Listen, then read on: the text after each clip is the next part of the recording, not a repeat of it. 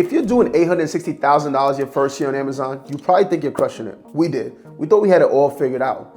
Then we went from $860,000 year one to $3.3 million in year two. That's a 4x increase in a single year, just 12 months. And honestly, it wasn't because we found better products or got lucky. It was because we made one major shift that changed everything. This is the main reason why so many sellers get stuck at 500, 600, or 800K a year and never break through to that 7-figure mark. In this video, I'm gonna break down the exact system that we use to 4x our business in just 12 months. Let's get into it.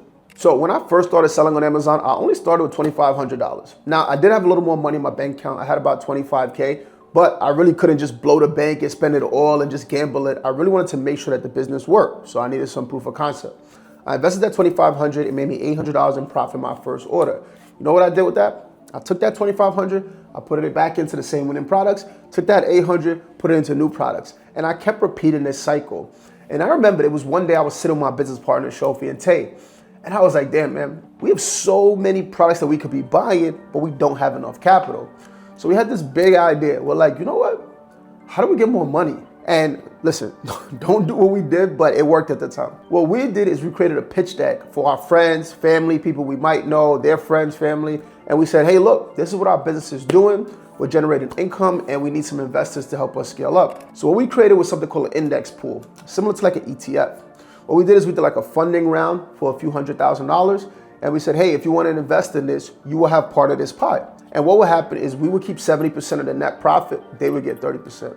Now, it sounds really good on paper, but guess what? It resulted in our investors were making 30+% ROI per year without touching anything. Now, very good for them, but it wasn't the most effective way to run our business. So that year, we made two mistakes in year one. Number one, we kept reinvesting all of our profits back into the business, which can work, but there's a better way to go about it. And the second mistake is after we realized that that was not the best way to go about it, we went and got investors. Now, that's not as bad, but here's a better thing that you can do. First of all, you don't want to be reinvesting on your profits because guess what? Now you're not paying yourself. Now you feel like you're working for free and you're less motivated. But there's cheaper ways to get money out there. One of the easiest ways to fund the business growth is zero interest business credit cards. If you're a new business owner, you can go to Chase, American Express, and get these zero interest business credit cards for 12 to 24 months. One of the best credit cards out there that we use was the Chase Business Inc. For 24 months, we were just running up that card with no interest at all, and it really funded our growth. Second best card we used was American Express Platinum. That allows us to fund all our inventory to about 400 to 500K per month. Look, reinvest in your profits. While it works, it will slow down your growth. If you just understand that there's so much capital out there for people that actually know how to find good products and actually know how to run a business, you can just think of it like this. E-commerce is a game of speed in terms of cash flow. Right? We're not, investing into the S&P 500 where you get a 10% return on average per year. We're not investing into real estate where you get a 15% return per year. You invest into the right products, you can generate 30 to 40% ROIs in 4 to 6 weeks. Quick turnover cycles. So even if you have, let's just say worst case, you have a loan with interest on it, generally speaking, at the most on a credit card, it's gonna be 25% for the whole freaking year. We're making that money back in a month, right? A month and a half. So we always wanna lean on OPM because that can accelerate the growth. If you just hyper-focus on figuring out the right products, even if your credit is not the best, even though I'll talk about that in a second, there are so many funding options out there that can actually accelerate the growth. Off the top of my head, some of them I can think of is like 8Fig, Amazon Lending, net terms from your supplier, right? All of these options don't even look at your credit and it will enable you to actually grow the business without taking money out of your own pocket. Now, I will say this, you do want to work on your credit, right? It's a lot easier when you have good credit. So I always recommend if your credit's not in the best place, go and get some credit repair. It's gonna take a few months to actually get back, but you have money coming in, you should be able to fund the credit repair. And at the end of the day, the better your credit is, the easier it is to actually get funding for the business. But there are a lot of ways if you don't have that in place. Now, the next thing we used later on in our career was something called business lines of credit. Now, look, if you're a new business owner, new LLC, new S Corp, new business entity, you cannot lean on this yet, right? Your business needs to be kind of aged, so at least a year old for some banks, sometimes 2 years old before you can lean on this. But the cool thing about business lines of credit is you're not taking out a loan where you have to start paying back right away and has interest occurring right away. You have access to all these capital just sitting there because as you find products, you can actually just deploy it, make it back, pay that credit back, and it just allows you this big old bucket of money that you can use whenever you need. Think of it almost like in the real estate space, like a HELOC, right? You're able to actually open this line of credit against your house, this is against your business. And when you want to deploy it into a cash flowing business or asset, you have ability to. This is super freaking powerful. Not a beginner strategy, but something you want to definitely think about after you're in the business for about a year or two. Now, a question I always get is, when do I use other people's money or when do I reinvest? Now, in my opinion, there's no good time to be reinvesting your own capital, right? I would always lean on OPM because for me, it just makes more sense if I have money in my pocket. Money in my pocket, I could deploy for different things. Sometimes lifestyle, sometimes other businesses. Whatever in the world I want to do, that's my money. Only time I would say that you actually want to reinvest is maybe really early on in your career when you don't have enough credibility, or if your credit is bad, when you can't lean on other credit funding sources, right? But other than that, outside of the first few months of you in the business, I would always think about, hey, how can I leverage OPM? If your credit is good and you have good supplier relationships, I would automatically go for that. I wouldn't even worry about reinvesting your money. I just think that it really stagnates the growth. And at the end of the day, for us to get into business, we are not looking for high business revenue numbers, high money in the bank account for the business. We're looking to actually be able to pay ourselves out so that we can either complement our W-2 income or completely replace it and get the hell out of there like I did in my second year of business. Now, this is how you scale indefinitely. What it looked like for us just doing this one strategy is, year one, we did 860K. 200,000 of that came in the last month of the year, which was December. This is year 2020. Year 2, 2021, we went to 3.3 mil. Year 3, we went to 8.9 mil. Year 4, 10.3 mil. Year 5, 12.1 mil. Year 6, 15 mil. So we've been growing every single year, and guess what? Since 2021, we have not put a single dollar out of our pocket into this business. I think that's really cool. What it's allowed is for us to, we're making more money on this platform, but guess what? All this extra capital, where's it being deployed? Well, some of it is, of course, going to go to an increase in lifestyle, as it should. You shouldn't be living the exact same way, but don't blow the bank on that. But at the same time, it allows us to deploy it into other businesses like our Airbnb business, like our car rental business, home care business, all these other avenues, because at the end of the day, what is the point of this, right?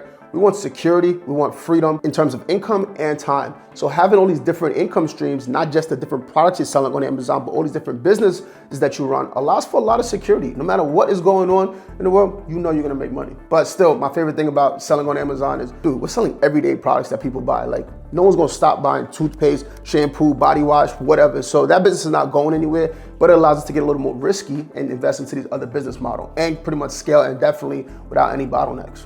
Now, I would say the other biggest lever that allowed us to 4x the business, and this is freaking cool, is when I first started this business, I was working 90 hours per week for the New York City Department of Education, sometimes even over 100 hours per week.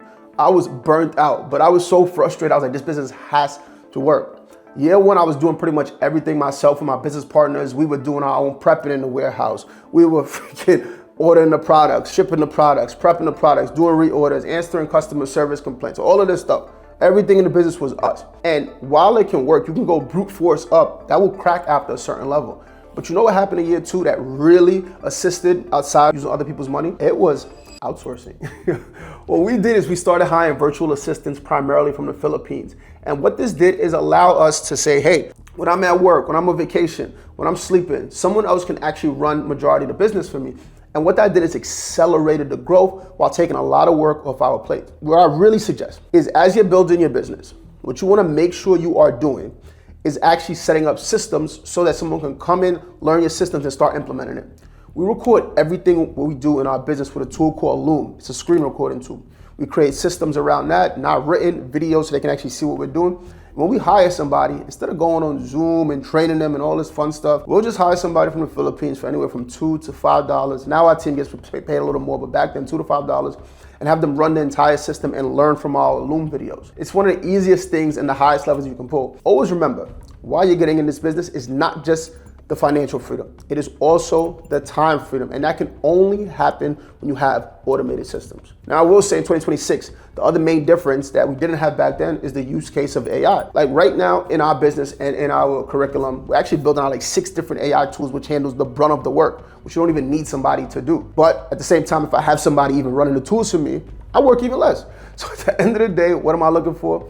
Time freedom, time freedom, time freedom, and that comes with outsourcing the work, either to AI or to staff members. And the net result of doing this back in my second year of business is I was able to leave my job working 90 hours per week to now I was working 4 hours per week on the Amazon business. It was one of the biggest shifts in my life. I was literally working 86 hours less and making 4x the money. It was crazy. I didn't even know this was freaking possible. It literally broke my mind. But leading on OPM and outsourcing systems is the biggest lever you can pull. The final thing I'm gonna leave you with, which is not something you need to do immediately, but one mistake that I made, if I could go back in time, I would get rid of, is what I did is we went really, really wide on products. At one point, we had 4,600 different products in our store.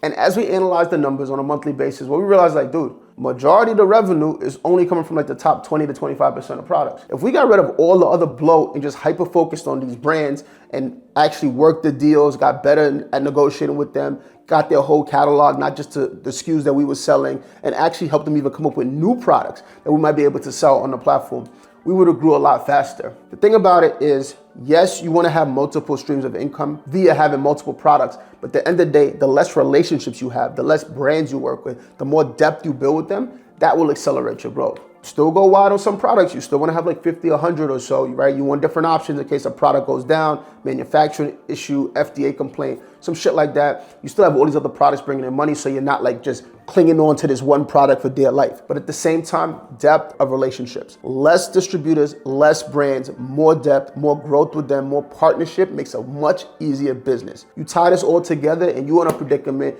where you can scale so damn fast, it will blow your mind. So that's the exact breakdown of how we went from $860K in 1 year to $3.4 million a year later. It wasn't luck or finding some viral product. It was just these 3 things. Number 1 was using other people's money instead of reinvesting all of our profits. It was either using business credit cards, or what we did was creating like this little index pool and having them fund the business. Number 2 was outsourcing to a team of VAs that can handle all the day-to-day operations and be able to take ourselves out of business and just act as CEOs and managers. Number 3 was shifting from horizontal scaling with all these different brands to vertical scaling and having less relationships, less point of context, but more depth and growth with these brands. Now, if you want to learn the exact step-by-step framework that we use to go from $860K in 1 year to $3.3 million just 12 months later, I got 2 options for you. First, we have a free live workshop where me and my entire team that's done over $40 million on Amazon breaks down everything step by step for how we scaled our business using something called a triple S framework: source, sell,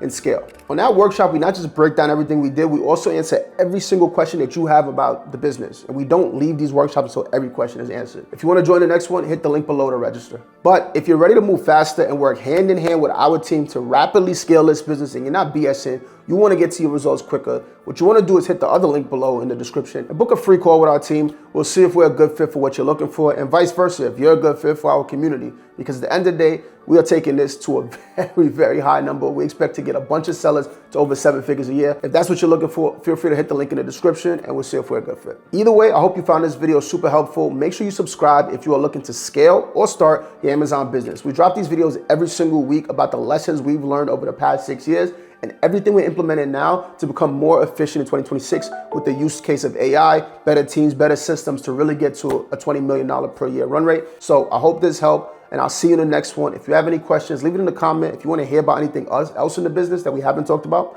leave it in the comment too. I'll make sure to respond, and if it makes sense, I'll make a video about it as well for you guys. All right, see you in the next one.